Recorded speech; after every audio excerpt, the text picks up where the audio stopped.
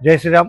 વલસાડમાં બાંગ્લાદેશી અને રોહિંગ્યા મુસલમાનોને કાઢવા માટે એક અભિયાન ચલાવવામાં આવી રહ્યું છે અને એ અભિયાનની અંદર અમારા પાસે લોકેટ કરેલા ઘણા એવા વિસ્તારો છે કે જે વિસ્તારોની અંદર બાંગ્લાદેશી રોહિંગ્યા જેવા ઘૂસખોરો વસે છે. તો વલસાડની જનતાને, વલસાડના પ્રશાસનને અમે વિનંતી કરી છે કે અમે તમારી સાથે સહકાર લઈને આ વલસાડમાં વસતા ઘૂસપેઠિયાઓને કાઢવાની અમે એક અભિયાન ચાલુ કરી રહ્યા છીએ. જય શ્રી રામ.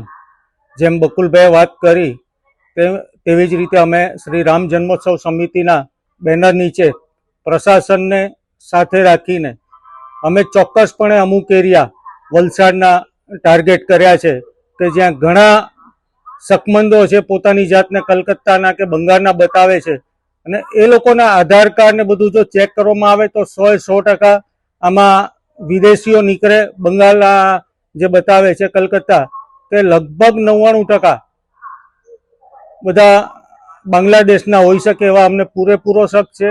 અને એનાથી આગળ જો વાત કરીએ તો વલસાડ હાઈવે ઉપર પણ ઘણી વખત જોવામાં આવ્યું છે કે દેહ વેપાર ચાલતો હોય છે.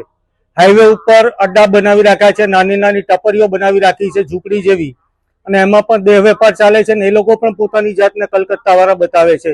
જો એમાં પણ સઘન ચેકિંગ કરવામાં આવે સત્તાધીશોને અને કાયદાને સાથે રાખીને તો એમાં પણ ઘણા મહદઅંશે બાંગ્લાદેશીઓ નીકળે.